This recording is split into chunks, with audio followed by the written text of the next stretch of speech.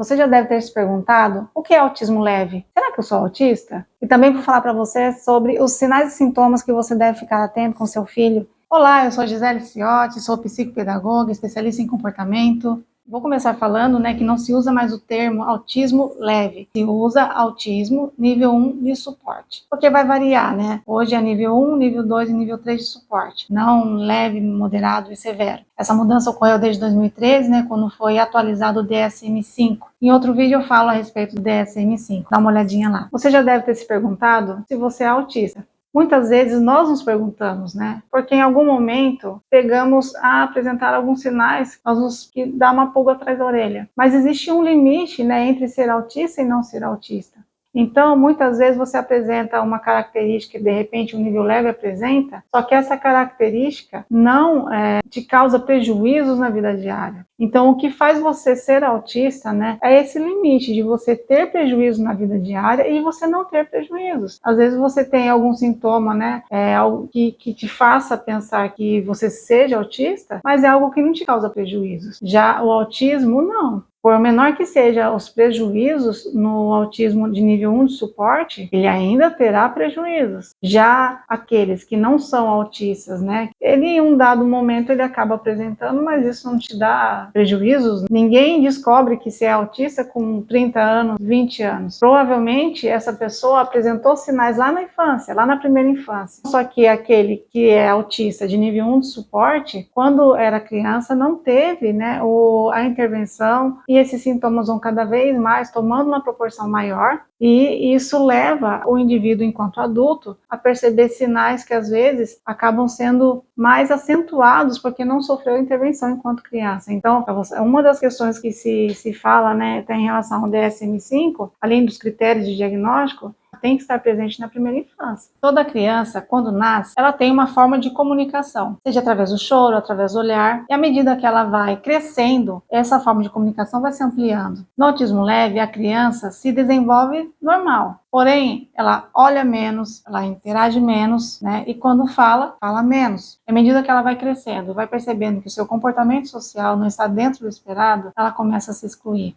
Na maioria das vezes, as crianças com autismo leve são diagnosticadas tardiamente. Muitos adolescentes, até mesmo enquanto adultos. Por quê? Porque diferente do autismo nível 2 e nível 3 de suporte, o autismo leve, o nível 1 de suporte, eles apresentam características muito sutis. E por falarem, por serem verbais, as pessoas acabam meio que achando que ele não tem nada, As pessoas mais próximas, os pais acabam achando que ele não tem nada. E quando vê na aquisição de habilidades da vida diária, já estão prejudicadas. É muito mais comum nós depararmos com crianças de nível 2 e nível 3 de suporte tendo acompanhamento, fazendo terapia, sendo diagnosticada. Por quê? Porque os sintomas são mais evidentes. Você olha a criança e você já percebe, ela tem alguma coisa, ela não está se comunicando, ela não está tendo contato visual, enfim, todas as características, que a gente já logo de cara a gente percebe. Já o autismo leve, como você não vê logo de cara, como os sintomas são muito sutis, vamos dizer assim, automaticamente eles acabam tendo o diagnóstico muito tardiamente. E à medida que o diagnóstico demora para ser feito, essa criança vai ter prejuízo muito maior. Os sintomas delas vão piorando, sem falar da ansiedade que essas crianças sofrem e ninguém percebe, infelizmente. Você percebe que aquela criança entre 7 e 8 anos, que já está jogando bola e tal, você percebe que naquele grupo de amigos, ela não joga bola da forma como se espera. E você começa a perceber que ela não consegue se engajar naquelas atividades que ela não tem interesse. Então o que acontece? Os colegas acabam excluindo essa criança do convívio deles, do grupinho, E a criança percebendo isso, o que acontece? Ela mesma acaba se excluindo e se afastando também. Isso quando não sofre bullying, Por conta dos comportamentos que não são compreendidos. Então, muitas crianças, infelizmente, acabam praticando bullying contra essa criança. As pessoas questionam muito a questão da fala. Acaba falando, nossa, mas aquela criança fala, não tem autismo nada. Porque, como eu falei, eles estão acostumados com aquele autismo que tem atraso no desenvolvimento, atraso na fala, tem algo que é muito perceptível. Normalmente, os autistas de nível 1 de suporte, eles precisam de menos terapias,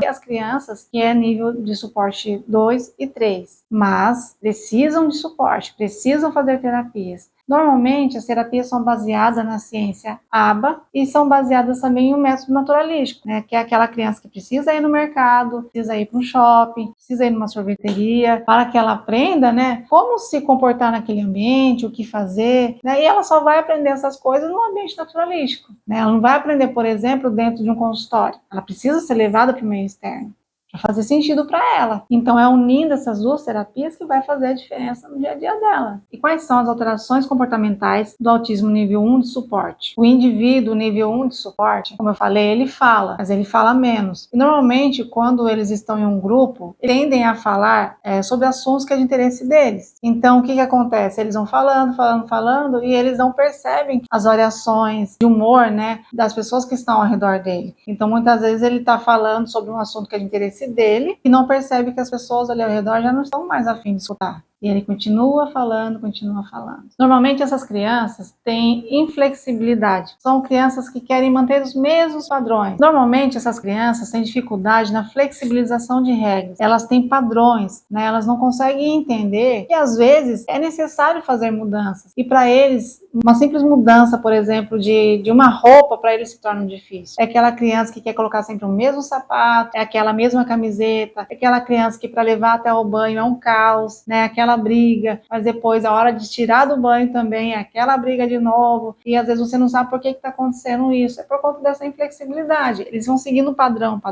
e quando você muda esse padrão deles, causa para eles uma desordem sensorial. Às vezes ele invoca com aquela jaqueta de zíper, né, e ele quer colocar sempre aquela jaqueta de zíper. Eu vou citar um exemplo do meu filho. Um tempo atrás, ele teve que colocar 2 jaquetas de zíper, uma por cima da outra, porque ele não aceitava colocar as blusas, né, as blusas fechadas normais. E eu passei maior dificuldade com isso. E para ele entender, então eles são muito inflexíveis. E não é porque eles querem, infelizmente. Se fosse fácil assim, ó, era só dar um estalo de dedo e as coisas se resolveriam. Mas não é. E essa inflexibilidade acaba gerando nessas crianças, nesses jovens, né, porque eles vão crescendo com isso, né? Aquela criança que não teve terapia, que não passou por um processo de diagnóstico, elas vão piorando cada vez mais. Então, quando elas chegam na adolescência, na vida adulta, muitas vezes, eles começam a ter dificuldade para se organizar, se planejar. E essa dificuldade, essa inflexibilidade, acaba levando eles a não conseguirem ser independentes. Esse é o fio da meada. Porque se fosse só uma inflexibilidade, tá, mas ali eu converso com ele, outro dia vamos tentar de outro jeito. Não, isso aí leva prejuízo para a vida inteira, se essa criança não passa por uma terapia. Outra questão também, eles têm muita dificuldade em compreender metáforas,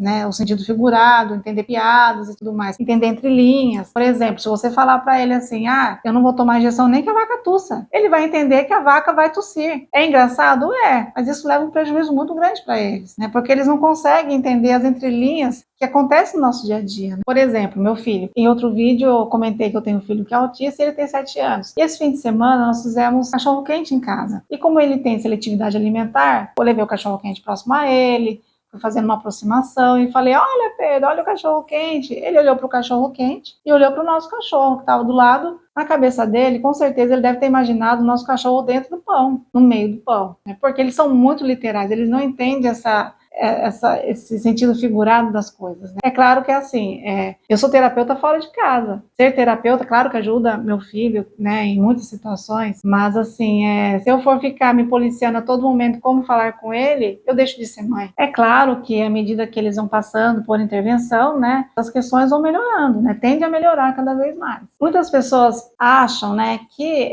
por ser nível 1 de suporte, ou por ser leve, né, como queiram, acham que os indivíduos não apresentam estereotipias, que são aqueles movimentos repetitivos, né?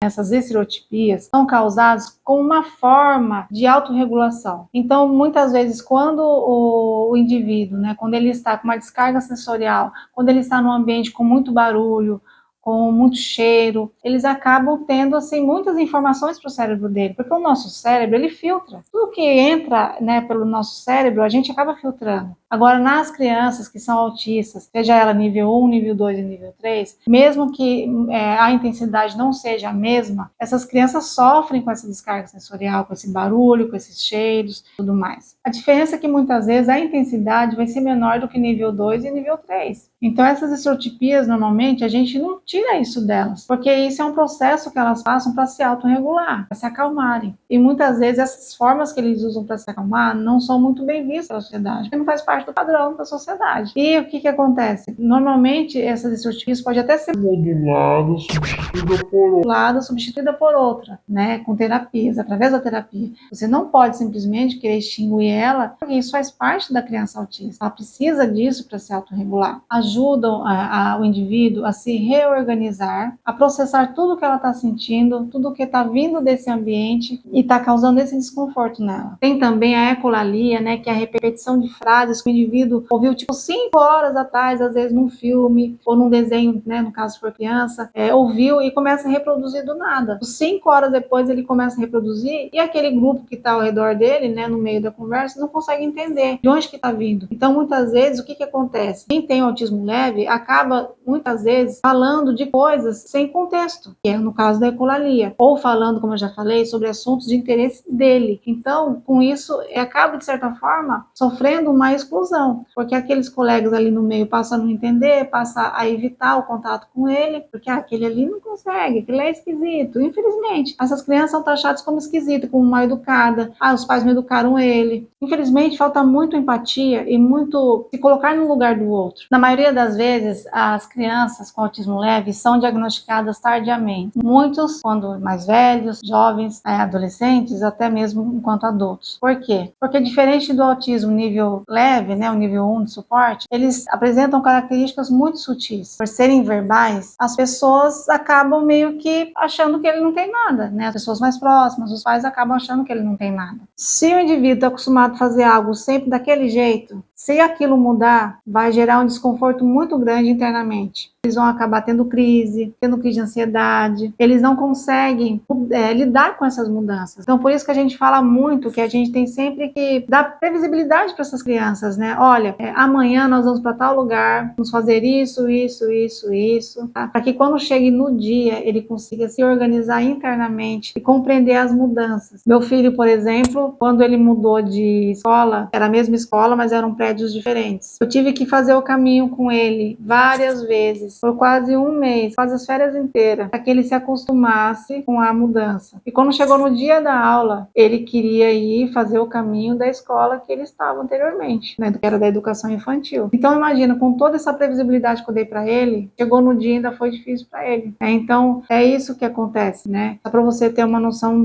de como que é essa questão da rigidez de comportamento, a rigidez mental deles. Para eles é muito difícil mudar de rotina. Então você precisa muito, se for necessário, usar dica visual, figuras, isso ajuda muito eles. Se atentem aos bullying, porque quando isso começa a acontecer, principalmente porque como elas são taxadas como as frescas, as esquisitas, elas começam a sofrer bullying, começam a se excluir, elas começam a ter sensação de não pertencimento àquele lugar, àquele grupo. Ela começa a ter crise de ansiedade, crise de pânico. 25% desses indivíduos de autismo leve, né, de autismo de nível 1 de suporte, eles em algum momento falaram sobre suicídio em decorrência de bullying. Isso é sério? É muito sério. Então eu lhe pergunto, finalizando aqui com você esse vídeo, autismo leve para quem? Ele não é menos autista, porque é autismo nível 1, ele continua sendo autista. E eu chego ao fim desse vídeo e espero que eu tenha somado com você. E se inscreva para que novos vídeos como esse cheguem até você. Obrigada.